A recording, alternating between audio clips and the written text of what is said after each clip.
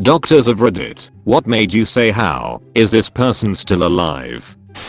Working in an Aboriginal community, a woman walked in complaining of a headache behind her eye. She was told to take a seat, and as she turned around she had a butter knife sticking out the back of her skull. Apparently a drunk relative came home and stabbed her while she slept. Edit. Yes, she survived. Was flown back to Townsville for imaging, then on to Brisbane for surgery. Not a doctor. A classmate of mine in high school was out snowmobiling in the middle of the night. He was going about 50 miles per hour down a trail. Someone had put a chain across the trail.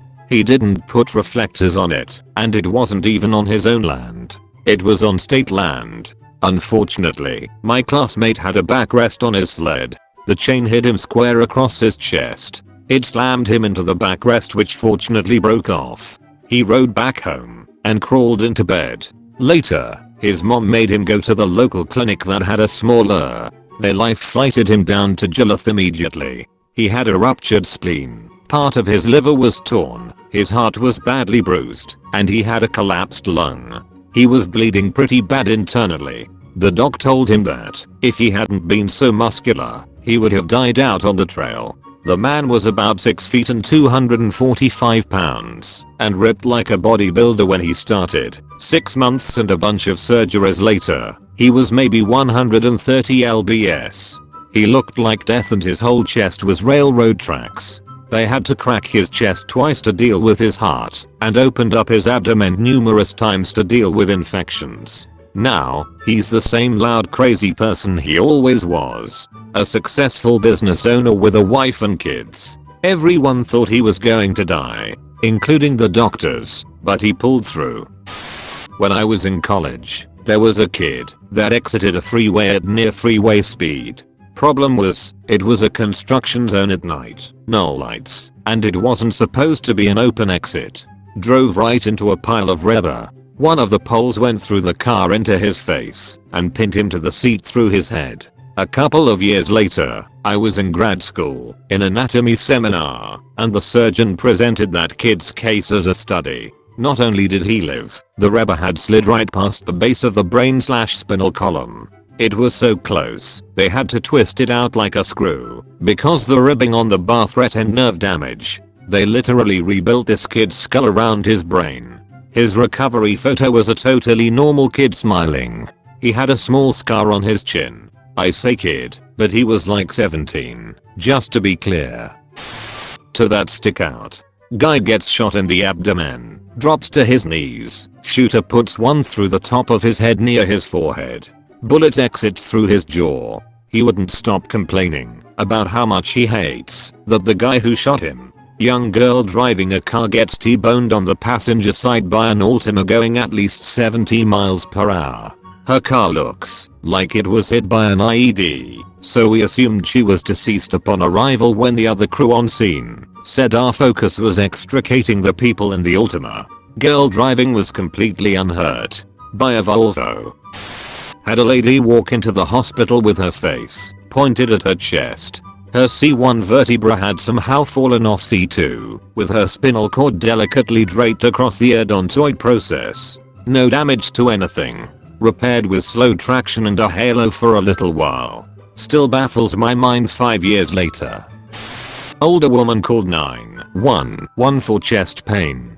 She had the look that anyone who's ever seen a patient about to die will recognize instantly. Her EKG suggested multiple blockages in her coronary arteries, and we had to put her on a ventilator shortly after she got to the ER because she deteriorated so quickly. Cath lab confirmed the EKG findings, complete blockage of one artery and 99% blockage of 2 other major arteries. Unfortunately, it was too extensive to resolve with PCI, so the only option was to fly her to the university hospital in the city for an emergent triple bypass. It turned out that she'd had multiple episodes like this, but not quite as severe, over the last 6 months, and had refused bypass surgery not once, not twice, but 3 times in favor of a Mediterranean diet. Well, at this point she didn't have much say anymore and family agreed, so off to the OR she went. I took care of her again about 4 months later, and she actually seemed to have made a remarkable recovery.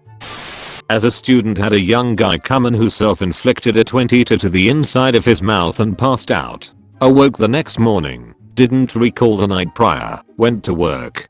2 hours into work he says he's not feeling right and starts acting odd. Co-workers call EMS. They take him in, and the ED is working him up, and in the process notices a mix of clear fluid and blood in the back of his mouth. They call ENT, and get a court head. Shows 11 or so bullet fragments throughout his noggin. The guy was acting by that time completely unfazed. I was very fazed. A guy I know with cancer smokes 2 packs a day and drinks a fifth of Fireball every day. He lives in a trailer so dirty there is a ½ inch of dirt according to his wife's mother. He recovered from surgeries in that trailer. Eventually we got word he was quitting chemo and was just going to accept death. 5 years ago he was given 2 months to live. He is now completely cancer free. Life is just weird sometimes. An unlucky/lucky guy forgot his keys and was climbing back into his own apartment through the window. His cousin/friend thought that he was an intruder and pointed a gun at him and pulled the trigger as the unlucky/lucky guy opened his mouth to say don't shoot. The bullet went into his mouth and clean exited the back of his neck. After surgery, he was totally fine in a few days, somehow missed all major structures. Didn't even chip a tooth. Really pissed at his cousin. From my neurosurgery rotation in med school. You know those big 16 to 18 inch kitchen knives that everyone has. Had a lady come in with one sticking sideways out of her neck, handle on the left side and top sticking out the right. She went to, or, where they removed the knife in one of the most tense, clenched moments in history, minimal bleeding. Apparently the knife split right between her major blood vessels and airway. Was lying right against them, didn't scratch him. Absolutely incredible. Work in a hospital. A guy showed up who had burst a tire going 180 km per hour and flipped his car multiple times. His car was a write-off. The only injuries he got were a few scratches and a bruise. I'm not a doctor, but I was diagnosed with a dysentery at age 13 or so. Was just generally feeling lethargic, vomiting, dizzy. Mom calls the hospital with symptoms, and they said if I had all 3 at the same time, to come in to be safe. Orderly or whatever checks my pulse in the lobby 30/15. He laughs well this one's broken, and gets another machine 30/15 wait. What? Calls a doctor, they double check it, and run me to the ear for fluids. Again, not a doctor here, but apparently that's not even high enough to have a pulse. They had no clue how I was walking let alone conscious, but saw the numbers, and after realizing it was accurate they freaked out. And of course that freaked my mom out. Them telling my mom 30/15 is the BP of a dead person did not help.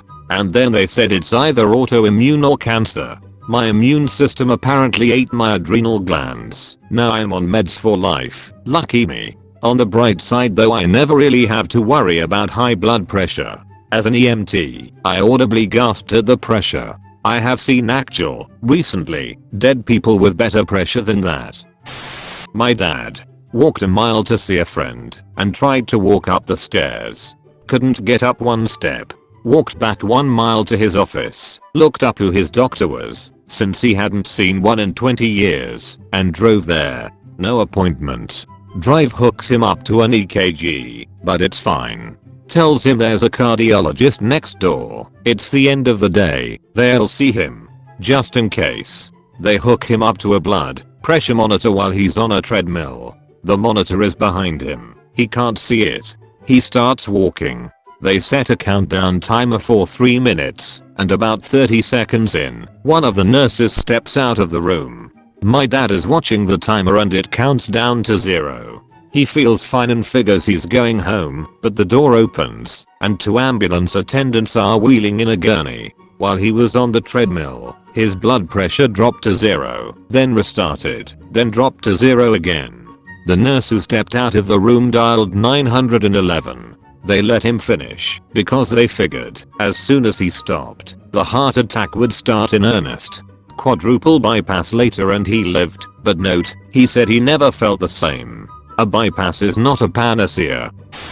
15 years ago my mum dated a guy who had both a brain tumor and leukemia. To treat the leukemia they had to stop treating the brain tumor and vice versa. He was given 2 years to live. He told my mum that he needed to focus on getting his affairs in order and spend time with his kids. They'd only been dating a few months, very casually. Saw the dude a few weeks ago, still kicking. Still has the tumor. They successfully treated the leukemia, but now he has osteoporosis and a sort of not epilepsy. They found out he had brittle bone when he had a seizure and broke a lot of bones falling down. But he's just getting on with it. Couldn't kill the guy with an axe.